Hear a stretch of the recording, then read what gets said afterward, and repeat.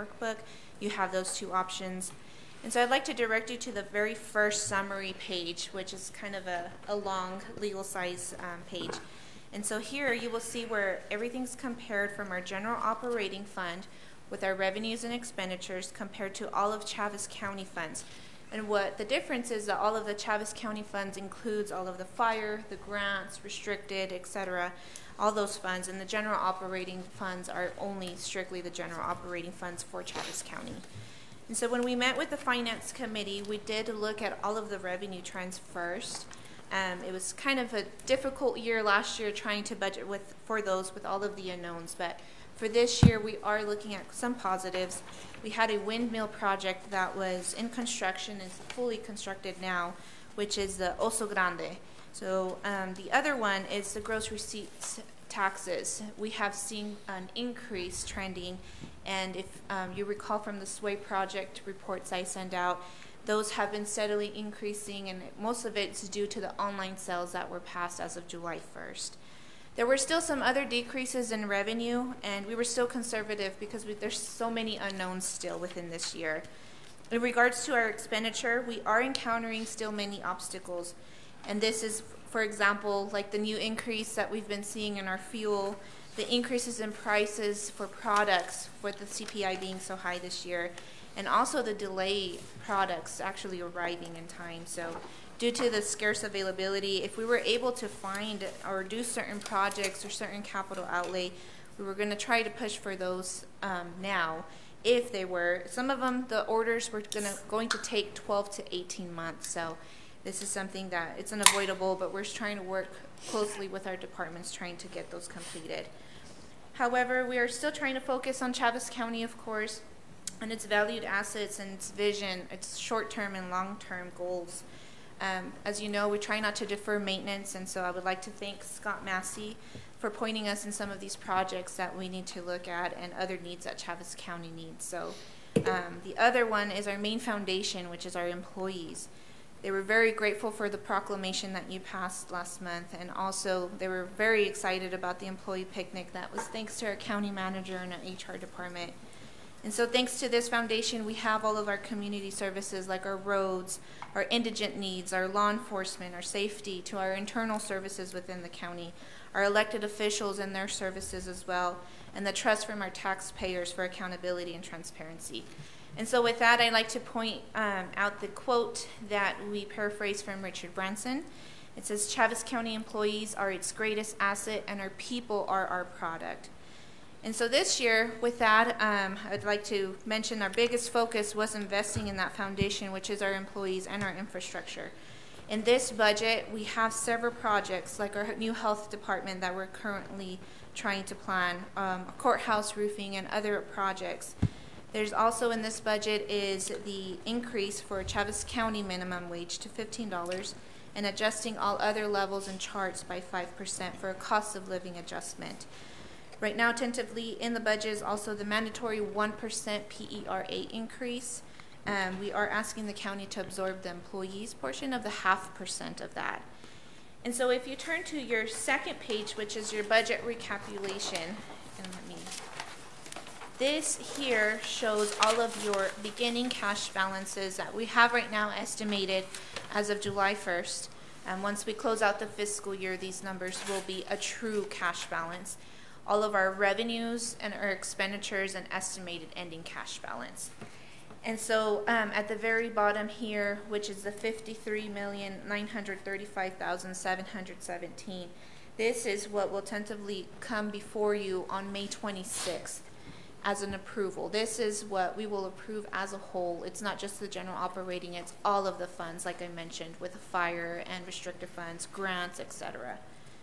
Now on our third page, which is the general operating budget tab, here we have all of our general operating funds, like I mentioned earlier, that construes of our road, our clerks, our assessors, detention, etc. So all of that here is showing the past couple of years, the activity, the budgets, and what was requested.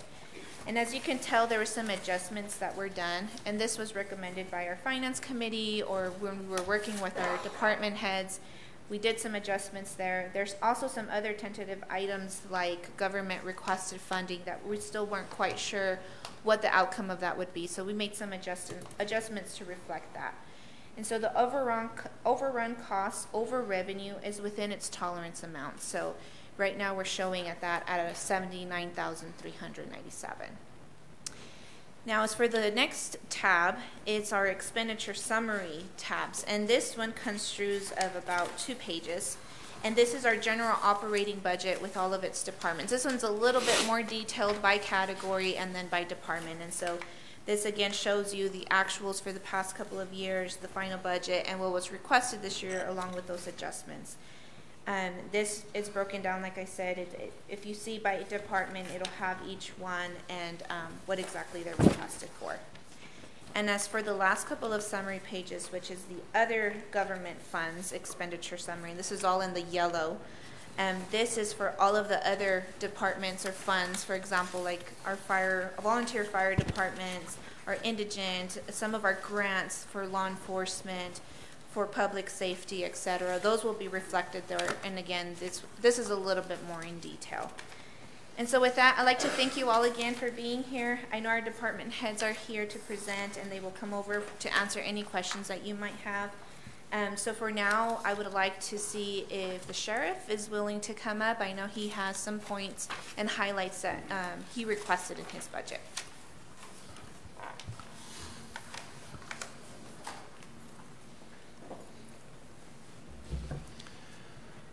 Morning, Sheriff. Good morning, Chairman, Commissioners, Bill. Appreciate you having us. I want to thank Annabelle, Lucia, and every one of you for assisting us with all this. I want to thank Janet for the great job that she did getting this all prepared and presented, and same thing with the undersheriff. So with that, and I just want to show you guys something. See, this is what happens when you get older. You get this bigger page, so it helps.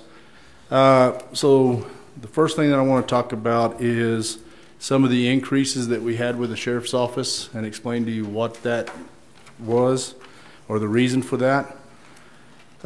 First was at 401-751 under the overtime side of it, under 401-751-105. We went up $6,000 and we requested that, and the reason for that is because our Chaves County Sheriff's Office clerks fall under that overtime, and we've had an influx of IPRAs as well as accounting for people being out. We just never budgeted for that. Being out and having to pay overtime for the extra work that is coming in.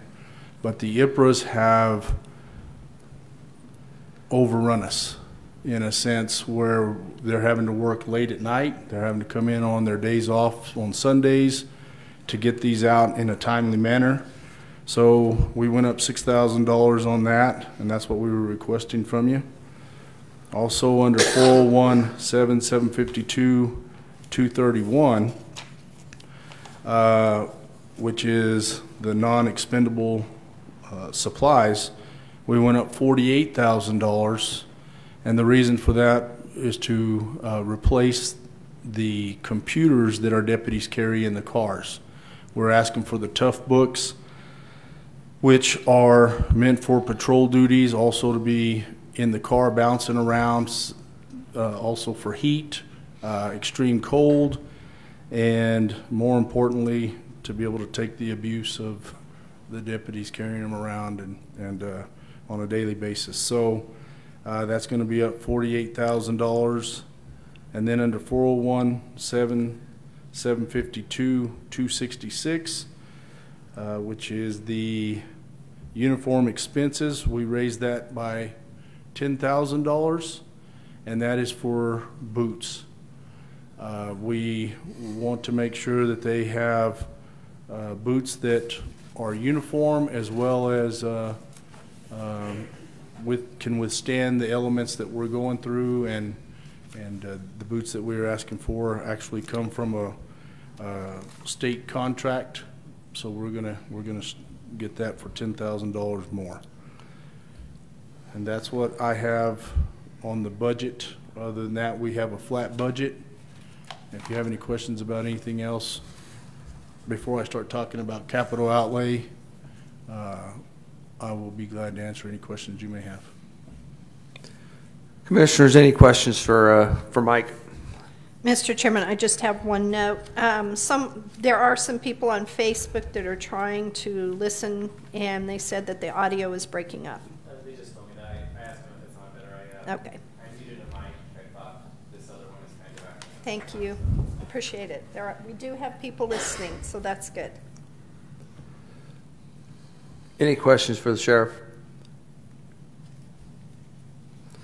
Okay. I don't see any, Mike. And I would just kind of talk about the laptops, the tough books that you're talking about. I think that's a great necessity and keeps us from having to continue paying more to repair the ones that are being used now. So I think it's a good idea for those. But Yes. let's move forward to the capital outlay. All right, so on the capital outlay, the two things that we asked for were the ATVs, which were the BMS Ranch Pony 700 EFI 4x4 4-seaters. These are off-road vehicles that we can use, and we have learned this year alone that we did not have what we needed to get down to areas where people were stuck in the sand or had some other issues that were going on that needed these 4x4s and or these off-road vehicles. And right now, I think it is the time to get it. So we asked for that. When we put it down, it's $30,996. Basically $15,498 each.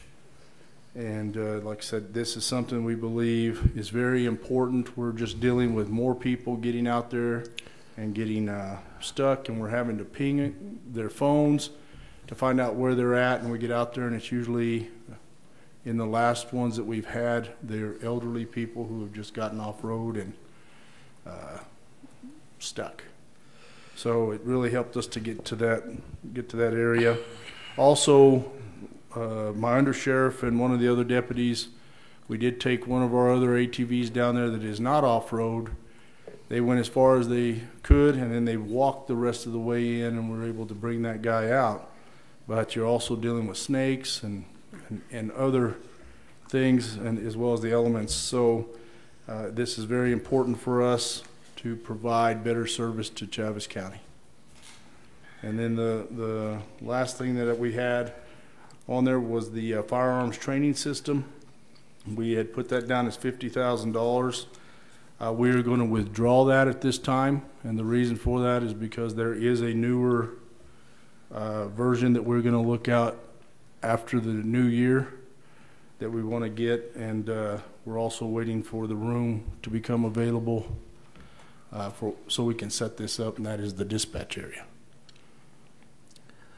So if you have, that's all I have on that. So if you have any questions about either one of those, I'll be glad to answer. Commissioners, any questions for the sheriff on his capital outlay?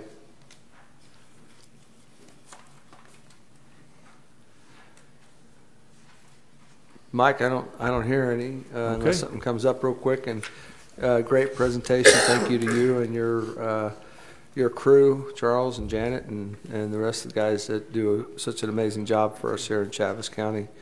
And thank you. Annabelle, do you have anything? Nothing? Okay. With that, thank you very much for your time, and we appreciate everything you do for us. So have a good day. Thank you. Thank you. Big thank you to Mike and Charles and Janet. Janet's always making sure the budget turned in on time and making sure everything's good within their last. So thank you to them. I'd like to see if maybe Joe West would like to come up to present the road. He had like some requests as well, some other items he wanted to point out. Morning, Mr. Chairman, Commissioners. Morning, Joe. Annabelle, Lucia, thank you guys for continued help. I'd also like to thank my staff. They're a huge help. I generally task them with getting quotes and so on and so forth for all of our capital outlay stuff, and I'll get into that in a little bit, but it's different times for sure. So whenever you're ready. Oh, whenever he's ready. Sorry. You look good up there. Joe, you look good up there. No, I don't.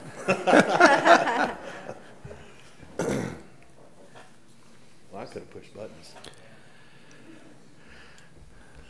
For the most part, most of my budget is the same this year. I did go up on a couple items. 651's my office people, my staff. It's pretty much the same. There is on my 231 line, I pointed out in the budget meeting that there's $1,000 on there for a computer. I think we're going to try to purchase that now. We got approval from IT, so that may change. Just depends if we can find one. Yeah. 652 shop raised a little bit there on the went up $5,000 on the parts and supplies. Obviously, I'm sure you guys are aware everything's going up in cost and price. So that went up $5,000. Generally, $35,000 went up to $40,000. And Mike, by the way, I feel your pain on the bigger papers. So I'm doing most of this from memory. I can't see that very well. So we need bigger TVs. We need like a projection style. 653 is pretty much the same. Couple of the highlighted items, 275 or 375,000. That is our leases on our equipment. That's something we'll kind of get into a little bit more. You can see there's a pretty drastic change, about $200,000. So I'll go into that more on the capital outlay stuff. The $800,000 in the peach color is our 291 line. We originally started out with that for several years at $1 million. That's what we pay for our cattle guard materials, our culvert materials, our double pin chip seals. That's the line that those items come out of. 800,000 is a pretty decent number. You guys were gracious enough to raise that last year from 675, I believe, back up to 800 where it's at now. And we'll probably pretty much expend most of that by the end of June. So thank you for that. Joe, real fast, do you want to talk about the TPF grant? We have that budgeted right now. Yes. Okay. On road projects other, there's a pretty substantial increase there. I don't like it when he sneaks behind me. We put in for a grant this year. This is the second year that New Mexico Department of Transportation has had what they call a TPF grant. It's Transportation Project Fund. Last year we got about $243,000 that redid or resurfaced Country Club, Berindo, and McGaffey, all on the west side of town from the relief route to the city limits. Obviously those three roads have city limits in different locations. This week, well, the project was completed I think 2 weeks ago. This week, a couple days ago, they striped them. I've driven down all three. It looks really good. They're a lot smoother than what they were. 2 years ago, we completely did a complete reclamation on Country Club from Sycamore to the relief route. And last year we did a complete reclamation on Berindo from Montana to the relief route. So those turned out really good. We're going to have to do the same with McGaffey, but McGaffey's going to be a little bit different because it used to be a state road that is now a county road and has been for several years, but it's got asphalt underneath compared to chip seal. So it's going to be a more of a booger to completely reclaim it and do that project. So this is kind of a Band-Aid to make it last a little longer. Be kind of nice. The transition right there at Wyoming, where it transitions from the city to the county or vice versa, has always been rough.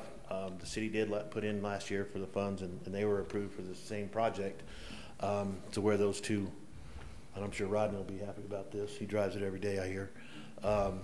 That intersection right there at Wyoming is going to be a lot better because if you've been down McGaffey lately, they're working on it pretty heavy. So this year we put in, and so all that project's done. This year we put in for replacement of the bridge on Brasher. There's a lot that goes into that. I've got to present next week to SERPO, the Southeastern Region Transportation Organization. I already presented that project to DOT. That they seem to be on board with it. That's a $1.25 million project that we're asking funding for, which is a good deal for us. Our TPF is a 95.5, where the state will pay 95% of the 1.25 million, and Chaves County will only have to pay the 5%, which is of 1.25 million, 5%, $62,500. So that's a win-win for us if we can get approved for it. We already do have $500,000 in funding that the legislators were able to gain in the last legislation. So we're going in the right direction. I think that'll help us also in the approval of the funds for TPF. So that's what the 1.25 million is. So. Did you want to talk about the co-op and CAP? We're still waiting. Yeah, and do y'all put school bus in there also? Yes, the 2.5 million here that is showing as an adjustment is derived of all the CAP co-op and school bus requests, but due to the timing, we haven't really heard anything back from NMDOT on that. Yeah, they did things a little different this year for some reason, and I've reached out to DOT twice to see if we can get the numbers for CAP and co-op for 22-23. For some reason, they're not. They know the numbers, but they won't let them go. They've been asked not to till after the DOT commission meets, and they meet on the 19th of this month, which is next Thursday. So probably pretty soon after that, maybe the following week, we'll know. I usually put in for a little over $1 million in CAP co-op and school bus funding. We never get that much. We might get $300,000 or $400,000 on a good year. Last year, we didn't even get school bus. There wasn't any school bus funding for anybody, pretty much statewide. So we only got CAP and co-op. So I think that'll be different this year, hopefully. We'll see. So as soon as we have those numbers, we did get our money for this year's CAP and co-op, so we're good there. Joe, let me ask you a quick question on that school bus funding stuff for the roads. Do you think that was because of COVID and we didn't have the schools open, and so they figured you didn't have school buses running up and down? I haven't been told that, but I think that's a very good possibility because the school bus funding is based on school bus routes. There was a time that we would have to contact the school bus carriers and get lists from them for every year that the school bus routes that they actually drove with their school buses. Well, that's changed. We don't have to do that now because there was such a change every year. You know, this kid graduated. Well, now this kid's out of middle school and going to high school. So we don't have to go through those steps anymore, thankfully. But I think since school was out, I think that may have been a big player in why there wasn't any funding for it, because that was statewide. And I've talked to other counties; they didn't get school bus either. And it came up in a meeting probably 2 months ago that the DOT was putting on that nobody got in the state got it. So that was kind of confirmation there. Okay, thanks. Yes, sir. Where do we go? Vector controls, not any different. It's pretty much the same. Vectors are mosquito control that we do in conjunction with the city. If you didn't know, we spray this all of Chaves County, anywhere inside the borders, pretty much the valley and the city of Roswell, some of the areas down south. We're already spraying. We, believe it or not, we do have mosquitoes, even though we haven't had a drop of rain. I think they're imported. I don't know, but we've got them. So, capital outlay. So this is where it gets a little interesting. It's a little over what, 700,000, I think, this year, ballpark. Yeah. The first item on the list is our distributor. Our current distributor is 2006 model, so it's getting up in years. The distributor, if you're not familiar with it, it's the one that shoots the hot oil on the ground or hot emulsions. That's pretty much the centerpiece to our chip seal operations, which goes back to the LGRF money that I was talking about a few minutes ago. $300,000-$400,000 a year that we've received from the state. And just a note, the difference between the LGRF and the TPF funding is the LGRF is 75-25. DOT pays 75%, we pay 25%. That's why the TPF is such a good opportunity for us, because it's a 95.5%. So every year we get pretty substantial funds from DOT for our chip seals. So our current distributor, we had problems with it last year. So we're looking at replacing it with a larger unit, which it'll be more money up front, but I think it's going to cut us back on cost during our daily operations. when we have a lot of moving and stuff like that, we incur demurrage, where that's where we've got 2 hours from the time the truck gets there to the time we have to have it emptied and the truck's on its merry little way going back to wherever it came from. If we exceed that 2 hours, they start charging us up to, I believe, $175 an hour, $75 an hour. It depends on what trucking company, what company we're using the emulsions from. The rates vary, but it can get pretty pricey. So with a bigger truck, it'll obviously hold more emulsion. It'll hold twice as much as the truck we currently have. So out on a lot of our roads, probably a quarter of our roads, like Ponderosa, Old Clovis Highway, places like that that are wide open and you just go, we could probably empty a truck in, I'd say, a little over an hour. So we'll eliminate those charges there. That's talked to Sandra Rodriguez in purchasing about it a little bit, and most of these are inflated on the prices and on the quotes themselves. They tell you right there, allow X amount of thousands of dollars for price increases from the time that we got these quotes to the time we actually order the unit. So I think the actual quote on the distributor was $285,000, so I bumped it up to $300,000, and all those are pretty much the same, except for you get a little further down the signboards. The next thing, Kubota tractor. The finance committee approved us to go ahead and try to get a Kubota tractor right now. A month ago, we had one through Kubota here in Roswell that was available. That is not the story today. We have looked as far as Florida to see if there's available units. There's nothing to be had. So if you see phone calls to Florida from Angelo's phone, that's what it's about. So nobody in New Mexico has one. It's just not available. The price is pretty close. It's around $50,000. We're still looking. The next item, the sign truck, and the next one after that, the on-demand air compressor, they go hand in hand. Our sign truck, I've got the numbers here. It's probably about 10, 12 years old. It's getting up in years and miles.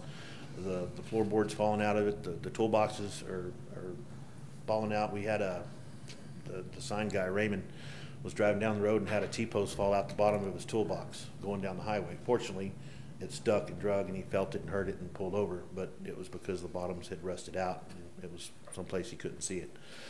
So we're trying to replace that. The air compressor will replace the tow behind air compressor that we currently have in Ingersoll Rand. This air compressor will go in the pickup, so he will no longer be pulling around a trailer. There's several roads, and what he does is assigns for the entire county.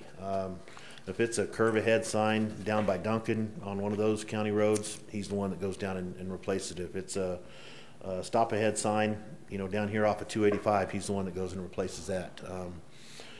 So he puts some miles on it. He's pretty mobile all around the county. So we'll eliminate those two vehicles into one if we're approved. After that is the electronic message board that the finance committee approved. We pick it up Monday. Fortunately, they had them in stock on the showroom floor, so we're pretty stoked about that. We've already got one, but it's hard to advertise a job that you're doing and only do one end of it. The people on the other end of going the other way are like, man, what's going on here? Well, so we do the county side. We let the city people figure it out. That's just a joke. So we need two for both ends, so everybody's on the same page. And it helps in safety issues too. Here's where it gets a little dicey. $320,000. We just recently purchased 4 motor graders that were at the end of their lease in March, April, and that was a little over, I think, $500,000, including the extended warranties. Doing the math, well, I'll give you the Cliff Notes version. If we decide to purchase the motor graders that we currently have on lease, we've got 2 that are due in December of this year. The $500,000 that we spent was for four units that came due all at the same time. If we go to purchasing rather than leasing, we're going to save about $95,000 per unit every 5 years. So that equates, on even numbers, that's about $20,000 a year per motor grader. With the way times are right now, we're going to face replacement issues if we don't decide to purchase the ones that we already have. The 4 that we just replaced, I think we extended the lease on them for 3 months, 4 months. somewhere in that ballpark, because they didn't have others to replace the ones that were up for lease. They didn't have the availability for them. That's not going to change for a couple of years. I guess you could always extend the lease, but you're still not getting your money's worth. That $500,000, it's like I told the finance committee, will by far be the most painful of all the motor graders that we have to purchase, because we did purchase 4 of them. The ones that are coming up, I think it's $320,000. It's a little on the lower than that. Excuse me. It's the $320,000 has the extended warranties adjustment built in also. So by my calculations and the current numbers on the market, and those numbers are going to go up, they're probably even higher today than when I got the numbers probably 3 months ago. A current blade through CES contract is $306,000. Current market value 3 months ago, the last time I checked, for a motor grader of what we have, 10 years old, because that's our plan, is keeping them up to 10 years, is about $150,000. So if we can, at that time, get $150,000 out of our used motor graders to put towards the purchase of a new one, we're going to be buying a new one for $150,000. Because if the market value stays the same as, you know, as the new ones are now at $300,000 ballpark, which is a pretty good deal. Showroom floor price, not government price, is $500,000 for the same piece of equipment. I don't think I've got anything. If you guys have any questions on any of that. Commissioners, any questions for Joe?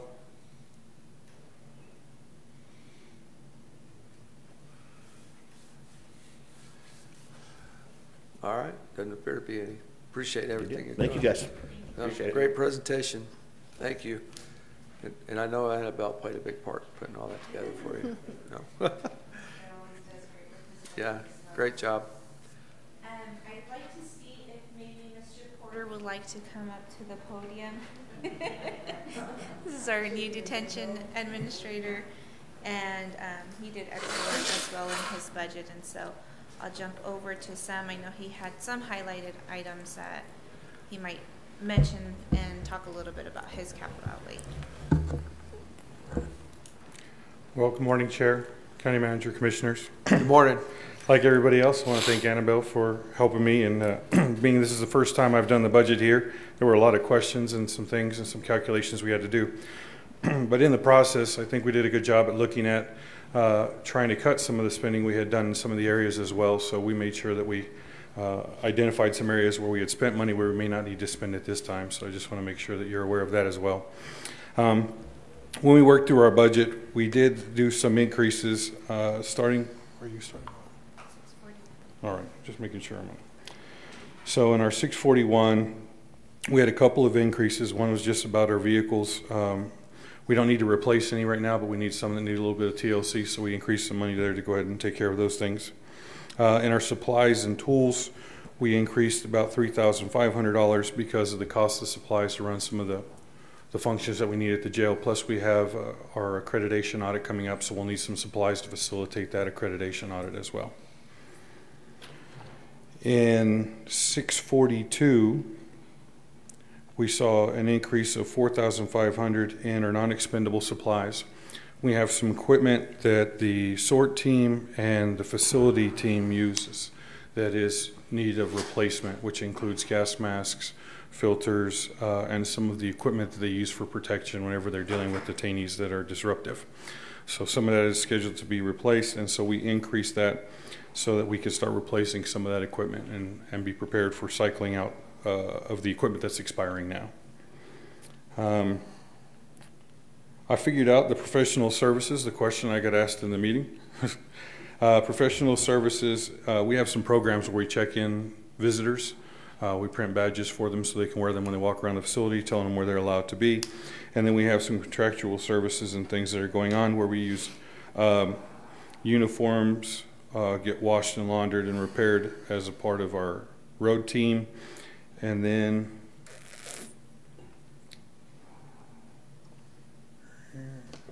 it's great. Don't write small either, Sheriff. That doesn't help yourself at all.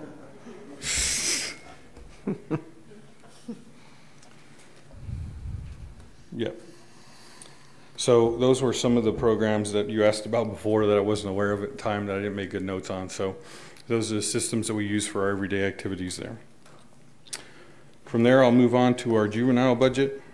The biggest impact that you'll see here is I'm requesting that our juvenile housing go up $100,000. Last year it was $450,000. This year I'm asking for $550,000. Right now for juvenile housing, we're averaging about 7 detainees being housed daily throughout the year. The cost for housing detainees has gone up. We just got a letter the other day from Doña Ana County saying that they're increasing their daily cost. So right now, to house a detainee is $200 to $250 a day per detainee. So we're spending on average between $45,000 and $60,000 a month to house juvenile detainees. It's something that's not going to go away. We have a couple of high-risk, high-profile cases that are going to take a while to work through their courts. Right now, I believe we have 3 that are charged with extremely violent charges that'll be slow through the process. So we're not looking at those 3 getting out, and they'll impact for probably the better part of the year. So when I crunch the numbers, and if everything stays the same and nobody else gives us an increase, we're looking at spending right around $550,000 to house our juveniles. Mr. Chairman, Mr. Porter, as you recall, a few years ago when we were deciding if to close the facility down for juvenile, our operating expenditures at that time was over 1.1 million, and so I know there has been quite an increase in violence for these juveniles, and we've had several housed, but our total operating expenses is still under $1 million. It's at $629,000 proposed plan for next year. So I just wanted to kind of point that out. Thank you. And then lastly,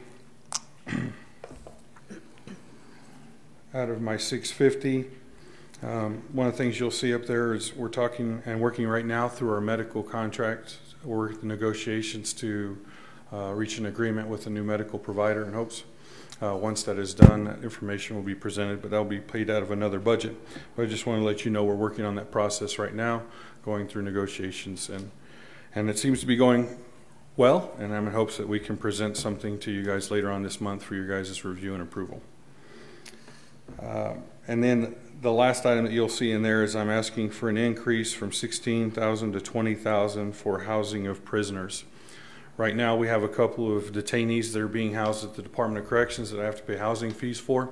Usually these are people that have medical issues that are beyond our medical staff's ability to care for. So we send them to the Department of Corrections that has an infirmary. They take care of them, and when they become appropriate, then we bring those individuals back. And then that comes at a daily cost as well. We also have counties that bill us that are housing our detainees. Our detainees are charged for crimes out of our county, and that's where that fund is paid out of as well. I did some research and been working with some of the other counties, but there is a statute out there that we can look at that may be able to impact that and save us some money in that line item, and I mentioned it to the team.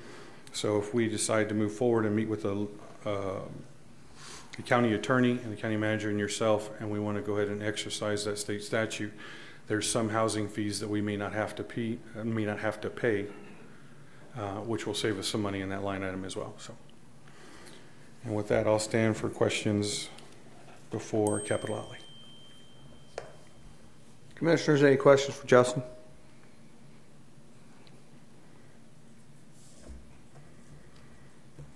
All right. Let's move to capital. So capital outlay was pretty easy.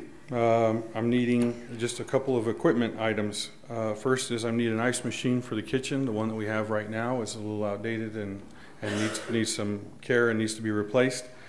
We have 3 washers that we use to do laundry for the detainees that need to be replaced. We have 2 that are not in service and 1 that is quickly becoming out of service. And then we have a flat skillet or tilt skillet in the kitchen that maintenance is now telling me it's very difficult to find parts for and to replace, and it is quite old as well. And so those are the things that we're looking to replace in our capital outlay.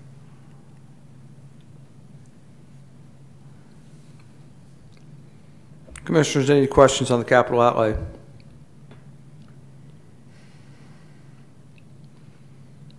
All right, good job, Justin. Appreciate the presentation and appreciate the work you're doing out there.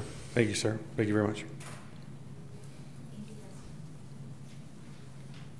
Next, I'd like to see if Mr. Massey would like to come up to the podium. This is our facility maintenance director, and he also did a great presentation when he met with the finance committee in regards to his budget. Mr. Chairman, Commissioners, Morning. this is my first time doing the budget as well, so I'd like to thank Lucia and Annabelle and Sandra and Georgiana for their guidance. Mac and Bill directed me quite a bit as well. Our budget is pretty much the same with the exception of a few line items. Our 230 line item, which is supplies, we're seeing drastic increases in custodial supplies, anything made with petroleum. And due to the shipping, that's a large part of the increase in those line items. The 257 line item, we've got lots of projects. We've got lots of aging HVAC units, water heaters, some boilers that need to be updated. And then the custodial needs have changed within our county facility as well. We need to make some adjustment in that area. The quotes that were done through an RFP before I got here were quite high, so we're looking to bring that in-house if possible, which would save some money based on the quotes that we got, bringing those positions in-house, and to give us better control of our facilities as well. And capital outlay, I guess. One of the projects is the roof at the courthouse. It's about in the same condition. About 2/3 of the courthouse is about the same condition as the roof was on this building a year ago. We've done lots of patching over the past several months, but it has aged out. The UV rays have deteriorated it substantially, so we need to protect our courthouse and get a new roof on, again, about 2/3 of the building. There's a need for a foyer on the west end of this building. We kind of have a wind tunnel. Anytime the wind is blowing, the draft, every time those west doors are open, just goes through the whole building, really affects our utility cost. So we believe that adding a foyer to the west entrance would improve the efficiency of this building, the way the HVAC performs. There's a need for some mini-split units in some of our IT server rooms. The fire marshal made us move to a Halon system, and that has to be an envelope. It can't share HVAC ductwork with the rest of the building. So we have a need to meet those fire marshal requirements by installing some mini-split units. Again, there's some boilers that are 20 years old or so that need replaced. They're leaking. We'd like to try and get that done before the winter months.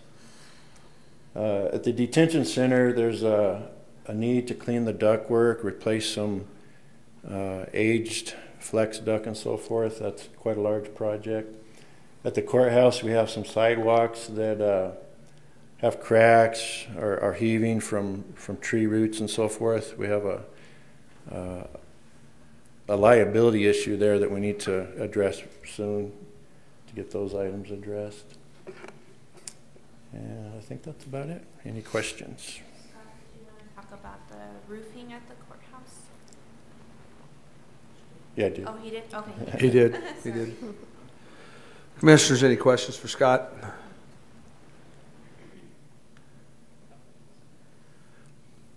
Don't see him, Scott. Okay, thank you. Thank you. Hey, and I think that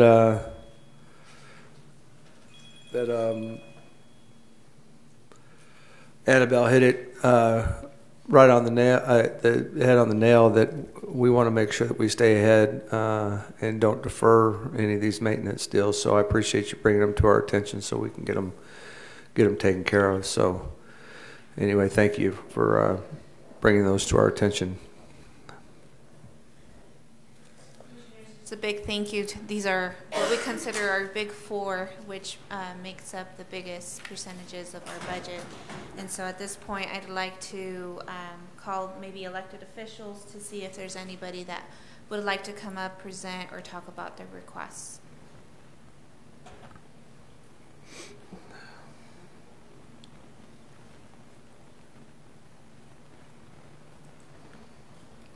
Good morning, Mr. Chairman, Commissioners. Last year, we had requested a part-time position for the Treasurer's Office, and we were successful in that. We did hire, came running back in. We did hire a person, and unfortunately, that person did seek full-time employment here in Chaffetz County. So, we have held 10 interviews, and we are having difficulty filling that position. We are in collections, a second half collection, and we just can't find people to fill that position. It is part-time, and I've requested that we make that position full-time so that we can have a fully staffed office.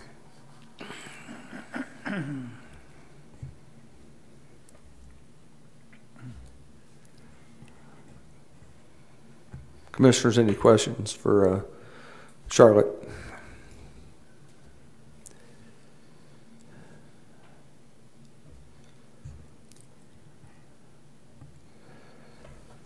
Don't see any. Capital outlay? Well, I had requested $10,000 for furniture. I will oversee that capital outlay, or forego that capital outlay if we can make that part-time position a full-time position. In addition, I have had one of my senior staff indicate that she will be retiring at the end of the year. That's going to leave me short-staffed.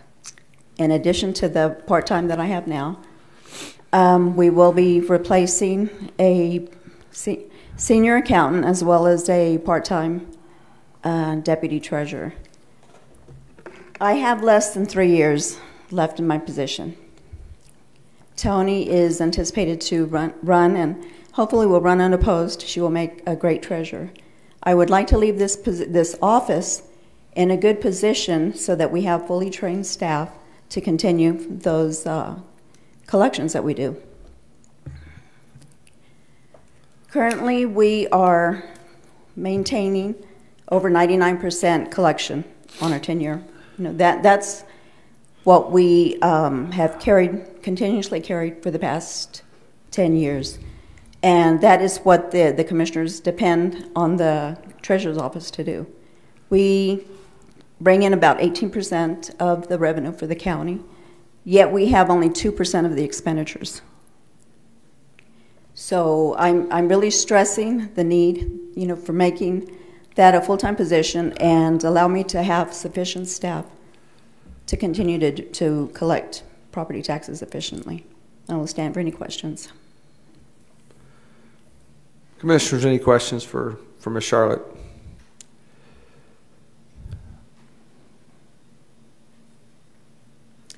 This is an entry-level position. It would be very minimal on increasing salary costs to cover that position. I would forego any of the capital outlay if we can just make that a full-time position. We are running short-handed. We've improved the services to the taxpayers. However, we've had to shut down the drive-up window because I just don't have the staff to maintain that. Tony and I have been having to cover the counter to bring in, to maintain the collections. I can't emphasize enough. We are short-handed, and unable to do our job, we need an additional full-time position, or making that part-time position full-time. We were running great. We've been able, when we had that staff, we were able to go out and work our delinquent accounts, our delinquent mobile homes. That saved the county, or kept money here in the county, rather than sending those funds up to the state. Once a property becomes 2 years delinquent, then we have to send all of the penalty and interest up to the state. We were able to do that successfully this year because we had that part-time staff. Let us do our job more efficiently. Let's keep that money here. Let us maintain the collection status that we have and serve the taxpayers more efficiently. We're doing everything we can. I've been working the floor. Tony's been working the floor. But losing our senior accountant with 25 years experience is going to hurt. That would mean bringing in two or one full-time position and a half position. New people to collect your tax dollars, your property tax collections. We collect $37 million. We are at 92% collected this year. I'm just asking you, please give me a full-time position as opposed to that part-time. And I can't stress that enough. The cost would be minimal. Can you give us some numbers? Yes, the impact would be about 18,196. Commissioners, that is minimal to let us do our job more efficiently. I've proposed this to the Budget Committee. I can't stress enough how dire the need is to keep us going. We not only do property collections, we maintain delinquent accounts. We have credit card payments that are posted every day. You know, it's a busy schedule every single day, not just with property tax collections that come in twice a year.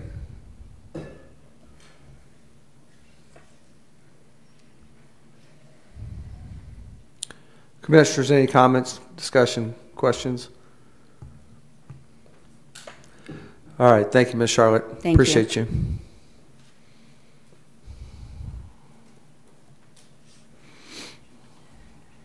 Good morning, Commissioners, Chairman, Bill. Good morning, Ms. Sandra. My budget's not very exciting, and I think it's pretty flat. Actually, it may be a little bit lower than last year. I just, I rearranged some things because it made better sense to me than the way it was being handled previously.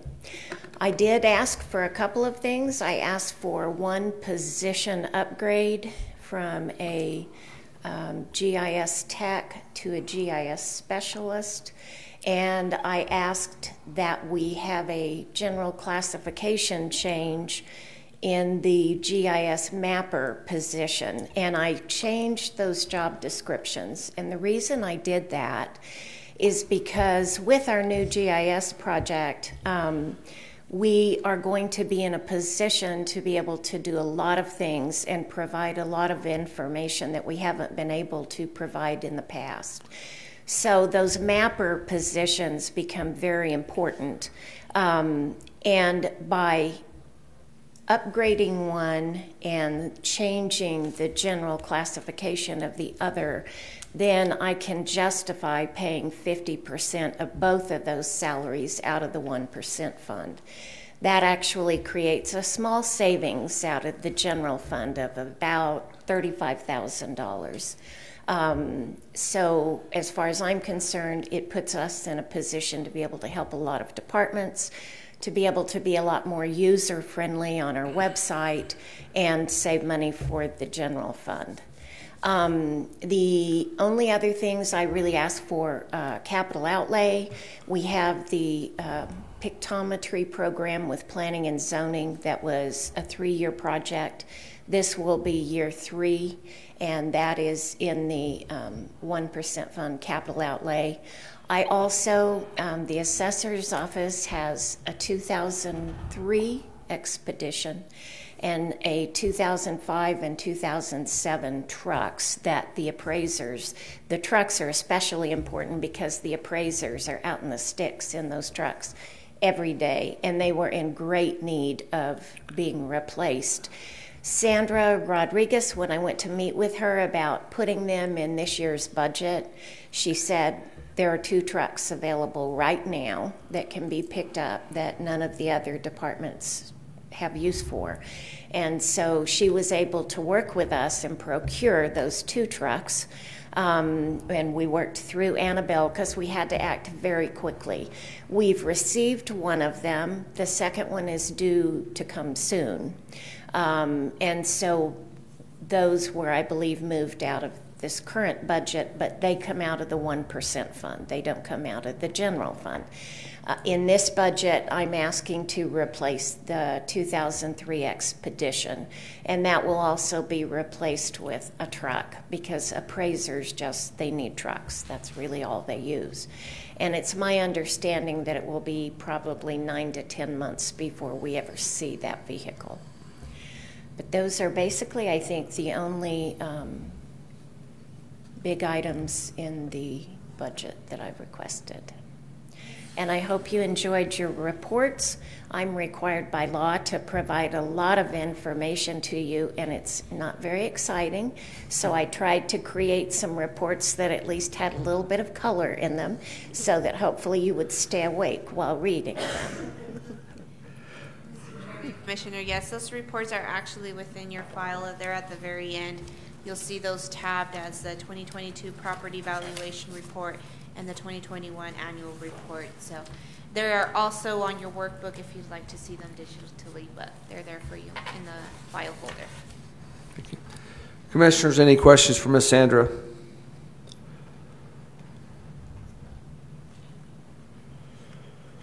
Ms. Sandra, I don't see any. Thank you, and appreciate the work that you're doing and the fact that you're using that 1% to fund a lot of the stuff that's in here, and so we'll look forward to the future and our new positions, and I know we'll see you guys out there in these vehicles.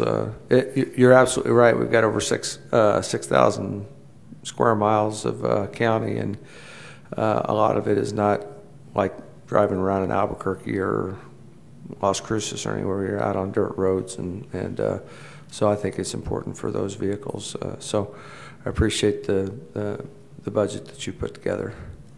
And Thank you. And I'm sure Annabelle and some of the others have done a good job of putting this together with you. So, but Yes. thank you for your work and stepping into the position that you have, and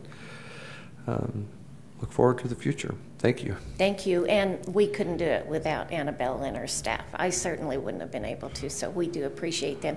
And Sandra Rodriguez was a great help to me as well. Okay. Thank you. Thank you. Thank you, Sandra. I don't know if there's any other elected officials, department heads that would like to come up to the podium at this point. And if not, if it's okay, I'll pass it over to any agencies that maybe want to come up and speak. And I know Mike Espiritu is here, and Hispano Chamber, and Andrea Moore, if they'd like to come up to the podium as well.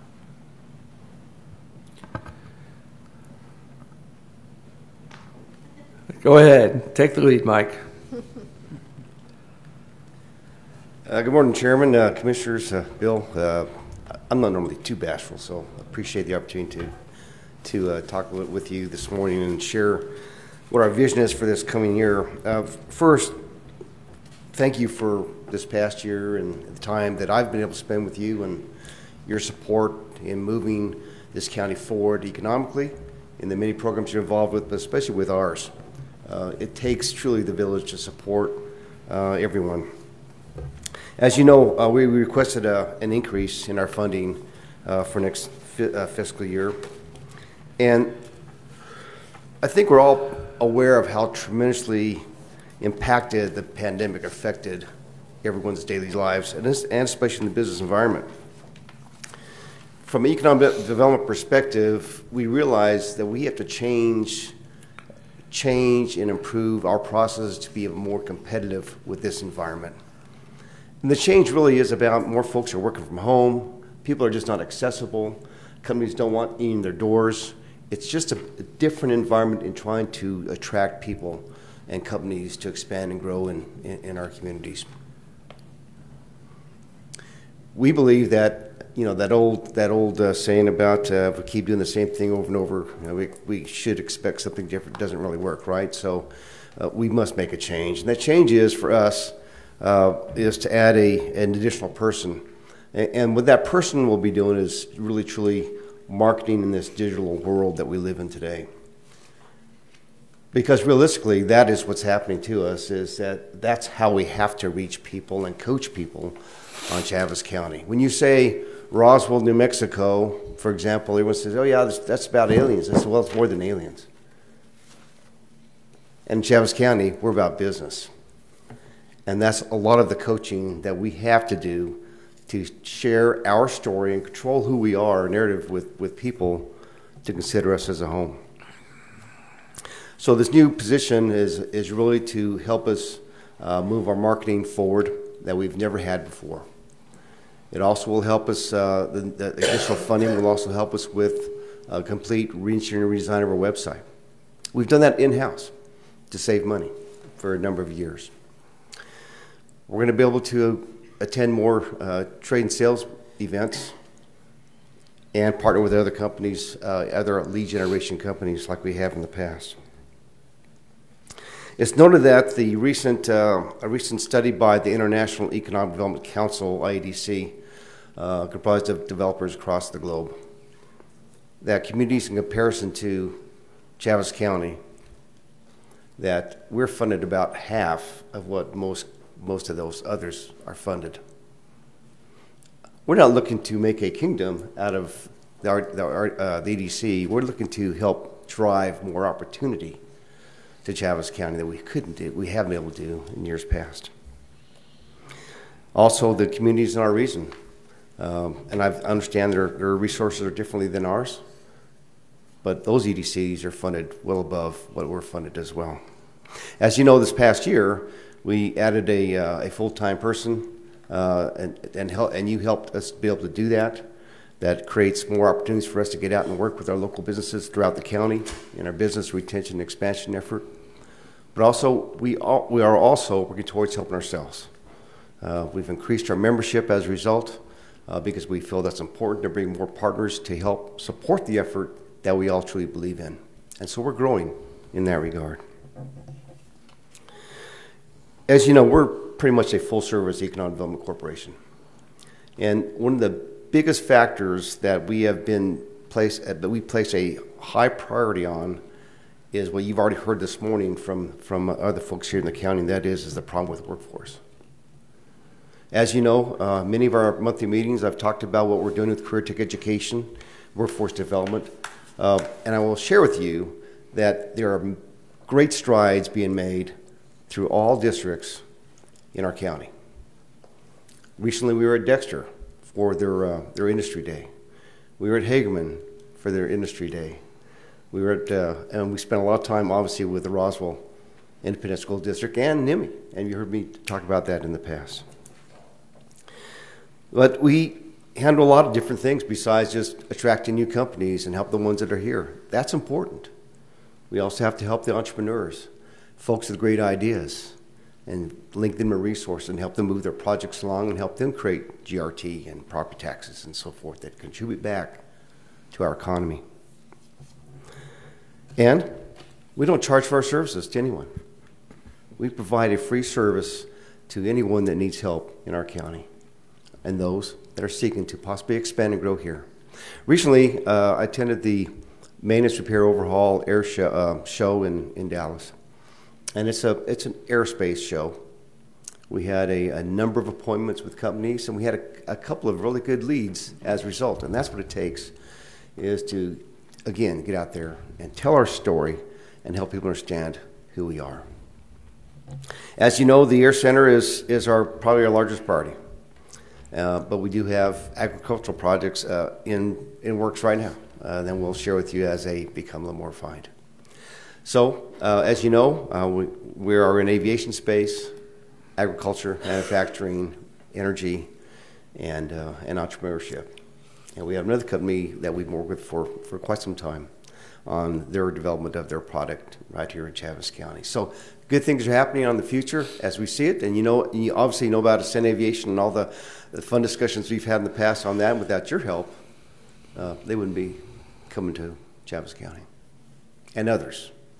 At that MRO show I just mentioned, the aviation community has recognized this area because of that project. when you say you're down from Roswell, Chaves County, so you have that aerospace project, which is Ascend Aviation. That's the energy that's being created by the work that we've been able to do with your help. So again, we appreciate your past support and your continued support, and hopefully additional funding to get us over the mark. And I may add that we have also asked the City of Roswell to increase their request by double what they've been giving us in the past. I stand for any questions, Mr. Chairman and Commissioners. Commissioners, any questions for Mike?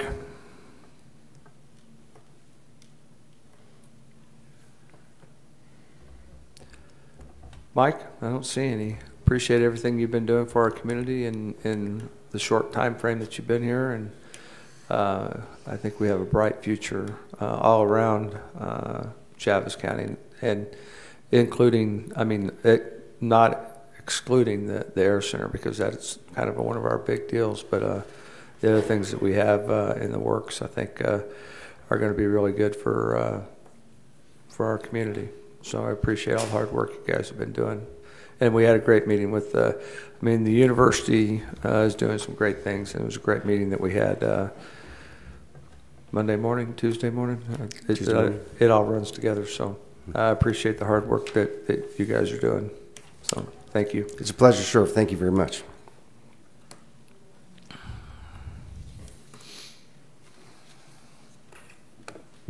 Good morning, Mr. Chairman, Commissioners, Mr. Sheriff. Marcos Nava.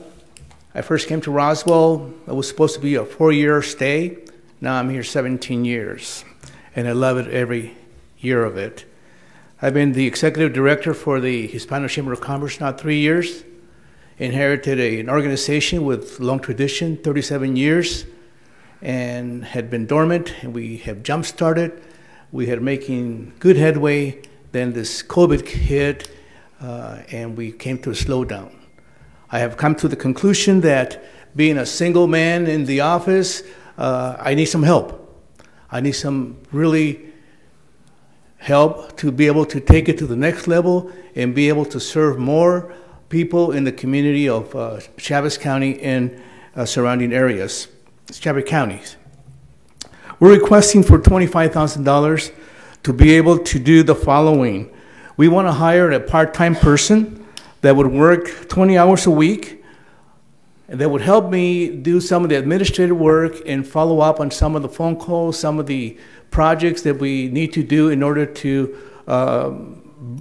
broaden our service. I know that I am not good at social media. And they have tried to tutor me, they have tried to teach me. I'm making a little bit of progress. I have a Facebook now, and that's it. So I need someone that can help me do social media and be able to really make an impact in this area. When we bring speakers to some of our workshops that we do, some people come in charge, want to charge us. And we really have no budget for that. So I'm asking for the funding to be able to do that. So let me go back a little bit. For the part-time person, I'm requesting $12,480. The social media for the whole year, $6,000. And the subject matter expert, I would like to have $2,000. We've joined the National Hispanic Association, which works with all the Hispanic chambers across the nation. They have a convention. This year is going to be in Phoenix. And I would like to be able to go and attend that, because I know that during those conventions, there's a lot of workshops that happen that I get educated, that my president or my #1 volunteer gets educated, and we just come back and we are able to multiply that knowledge and help our communities. So I'm requesting $2,000 for that purpose. We just had a wonderful event during this past weekend at the Chaves County Courthouse lawn. Sheriff was there. I really appreciate having his staff there and patrolling and shaking hands and making us feel safer. It was a safe event. It was a fun event. I had to provide a program that is pretty much local, which is good. It brings people out to see their local groups. But people tell me, Marcos, you need to have a big band, a bigger band, a headliner, someone that attracts people in bigger numbers.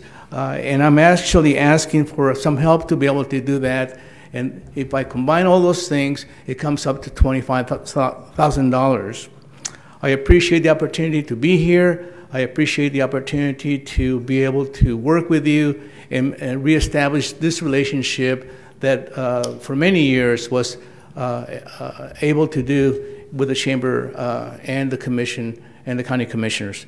Thank you, and are there any questions? Commissioners, any questions from Marcos?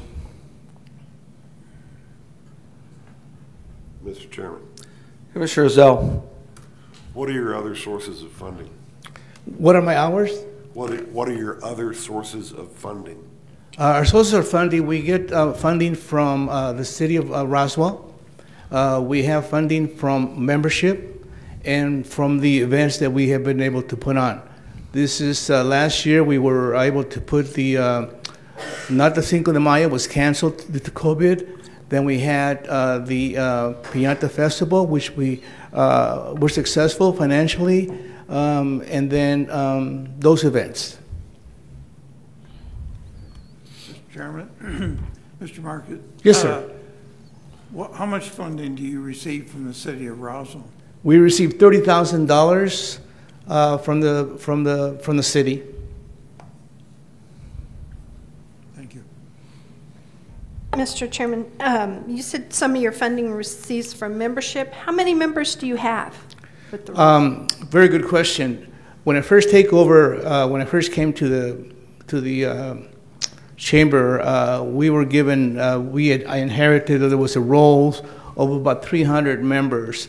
So we started cleaning it up. We were able to get it to, a couple years ago, to about 150. And then COVID hit us. We were able to maintain that. And then we lost some people that they couldn't really renew their membership. So today, because I just did this count, today we're just about short of 100 members. Okay. And I know you said you kind of came in and took over. Have you been able to come up with an audit yet of your funding? There is an audit that we actually just engaged, a letter of engagement that we retained this firm to do it. The letter of engagement was just signed a couple of days ago by our current president, Ms. Salas, and this final audit, not the really in-depth audit, but the other audit, is going to be fulfilled. It's going to be done by August, the end of August. And if you like me, Madam Commissioner, I can provide you with a letter of engagement that's signed by our current president. Thank you, Mr. Nava. I appreciate it. Do you have members from Dexter and Lake Arthur and Hagerman?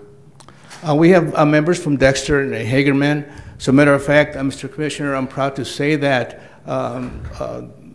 there's a member from Dexter that was doing well, but through our association, through our contact, through our counseling, this person has actually grown tremendously. He has improved his business. He owns now 2 food trucks, and we feel so strong of him, and he has grown so much with us that he's actually is our newest board member.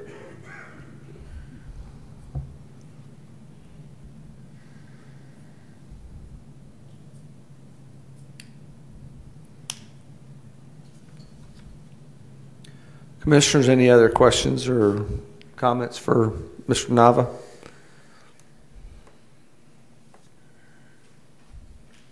Okay.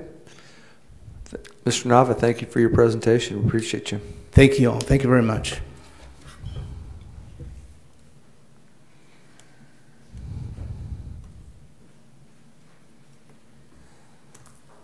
Good morning, Chairman and Commissioners. Good morning. Andrea Moore with the Roswell Chamber of Commerce. And I am not asking for any increase in funding from the previous year. I'm asking for the same funding to continue helping our endeavors with things like our magazine and outreach with tourism and helping continue to keep our local businesses within the entire boundaries of Chaves County. And with that, I stand for questions. Commissioners, any questions?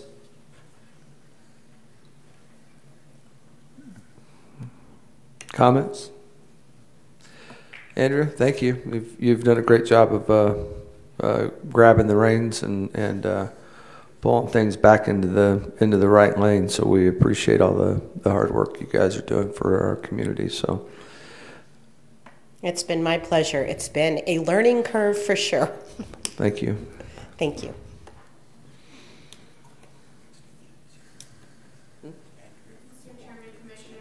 To point out real quick in your file folders, the tab that has allocations on it, this has all of the requests from the agencies. I know there were some agencies that were not able to come in person today, but there are some that are online ready to answer any questions. And on your workbook, your justification workbook, if you select the agency allocation tab, you're able to open those letters that they submitted asking for their requests. I just wanted to point that out real quick. We have somebody here from the extension that may want to make some comments.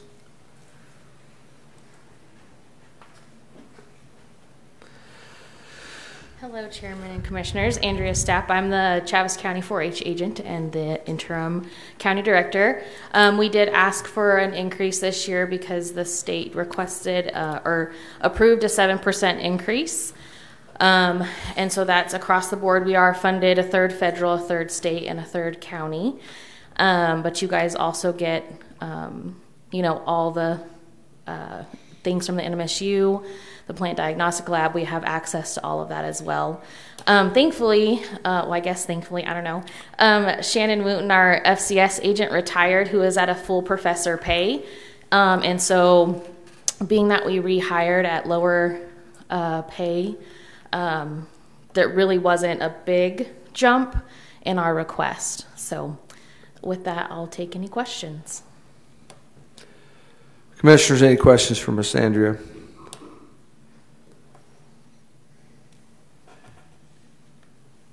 Okay, you got off easy. Appreciate everything you guys do. Thank you. Yeah, thank you.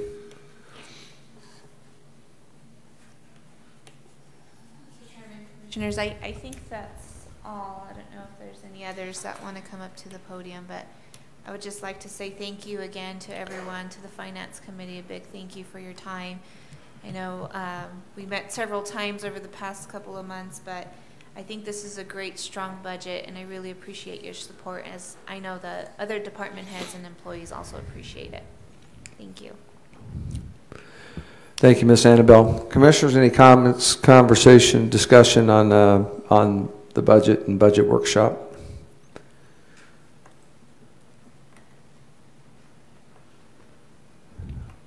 Well, I don't see anything, but I think it's great for Chaves County and for our folks that take care of the county that we've increased the budget to where we have a $15 minimum wage. I know we've increased some of the other jobs also.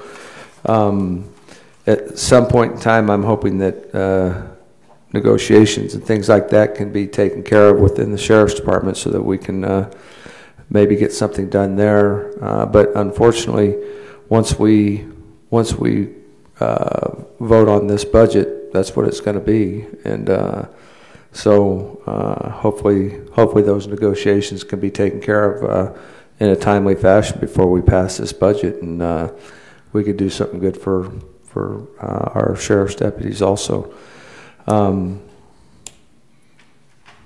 I don't have any other comments, so we will move to, unless anything else from our commissioners.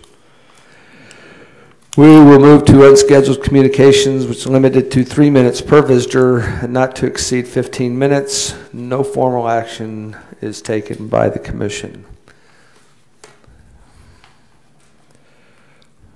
Well, I don't see the mayor of Starbuck here, so Ms. Rita, you have any comments today? No, I don't. Thank you for asking.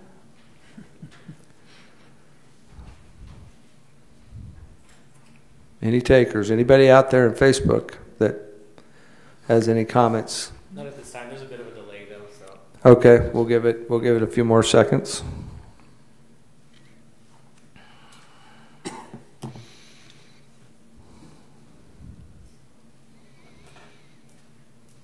Going once, going twice. All right. Bill Williams, it's all yours. Mr. Chairman, Commissioners, I mean, this is just really an amazing job done by our staff, our department heads, our finance committee. When you look at the total revenues compared to the total expenditures, and we are only $79,000, you know, by state statute, we have to be at what, Annabelle, 10%? Well, the tolerance amount is about 1.5% expenditures. So I mean, it's just an amazing amount to be $79,000, and that comes from all of us working together, and we've reduced a lot of the requests by $2.8 million. You know, we all try to do a really good job and try to make sure that the money that people have entrusted us with is spent wisely. And to that, Annabelle made the comment that our staff, you know, is our main thing, and it's kind of our whole card. That's why we are able to do so many good things in Chaves County. That's why we are one of the counties that people turn to and ask questions of, because our staff is just wonderful. And that's why Annabelle and I pushed really hard this year for a cost of living increase for our employees. It's been several years since they had that. And we want to thank you for consideration of that increase. It's just overdue, and our staff is very deserving, and we thank you for considering that. Always like to bring up when we have public involvement. Got these agencies came in here to talk to us today and tell us all the great things that they do and the services they provide to our community. You know, the towns in our valley request some money every year. You know, they bring so much to our county, whether it's agricultural endeavors, business opportunities, or just good places to live, and we're glad to be able to help them out. You know, it's probably every week I call the Chamber of Commerce, EDC, with a question. They're always there, always available to help us with any needs that we have. I talked to Mike a couple of days ago about a new opportunity for our community. He's already on it. He's already making connections, and just want to thank them for all that work that they do and for the good use of the funds that we give to them. Cooperative Extension Service, you know, they answer questions for everybody in the county. It's kind of the go-to number. You know, if you want to know what the fastest land animal is, you can probably call the Cooperative Extension Service and they can give you an answer, but they certainly know the answers about bugs. They know the answers about how to fertilize your trees. You know, all those things that we all need day to day living in this community, they provide that, and really want to thank them for it. Chaves County 4-H and FFA Fair, you know, they always under-promise and over-deliver. And the thing is, they're providing for our children, our grandchildren, providing them a way of life that really goes a long way. So honored to be able to help them. Again, just want to thank our staff, our department heads, Annabelle, Lucia, Sandra. You all have done an awful lot of work this year to make sure that this budget worked out so well. Thanks to everyone. You just do a great job, and commissioners, I'd really like to applaud you, because it's because of you that we are in such good shape. Thank you. Thank you, Bill. Commissioner Taylor. I'd just like to thank our staff and all the department heads for all the hard work that they put into this budget. This obviously is a lot of work, and it's great to see a good budget. Thank you.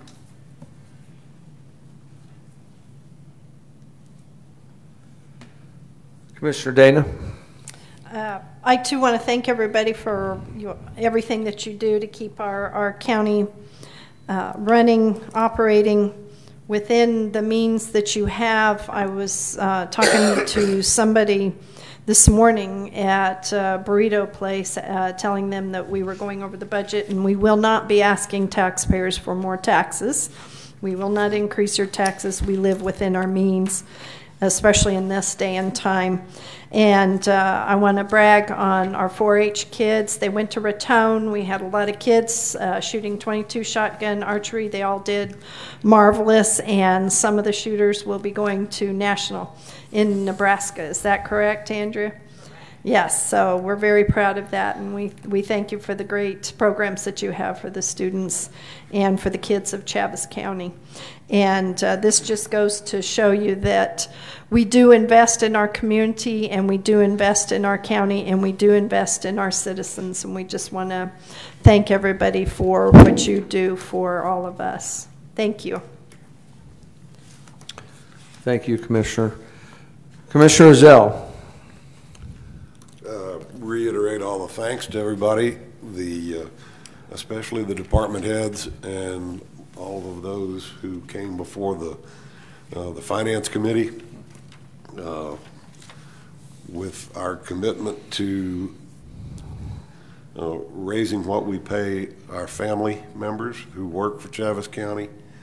We had a big hill to get over. $15 minimum wage and a 5% increase across the board. That money had to come from somewhere, and we appreciate the sacrifices that the department heads have made in toning down some of their budget requests.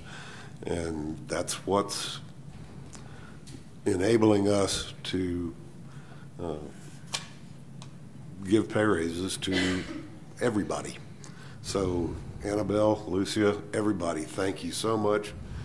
You make it a lot easier to serve on the Finance Committee. Thank you, Commissioner Zell. Commissioner Bilberry. I just want to thank the Finance Committee, all the department heads, and everyone that's worked really hard on this. It shows dedication and to the county and to the people here. Just thank you for all your hard work. Thank you, Commissioner Bilberry. And I would just echo what the other commissioners have said. We have a great family here working to serve our citizens of Chaves County, and everybody here is greatly appreciated. And it's great that we have the ability to give those pay increases to everyone, and to try and take care of those needs. I mean, right now we are in a really, my opinion, a bad situation here in this country with inflation and the price of gas. I mean, we've got summer coming up where people want to be able to take their families on trips and things. And I mean, I go fill up my pickup with gasoline for a full tank. It's over $100 right now, and I mean that's just it's unfortunate. It's ridiculous that we're where we're at, but it is what it is. And so it's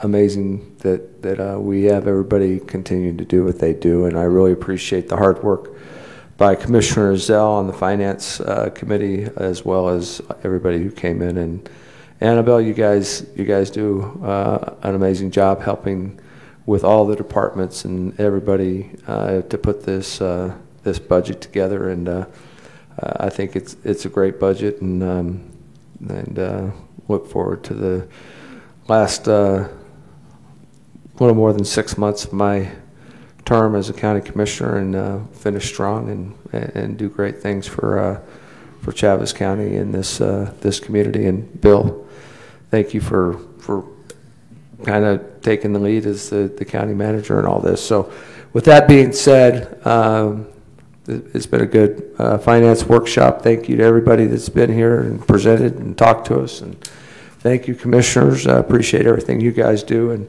we will adjourn. God bless America. God bless this state. God bless Chaves County. So thank you.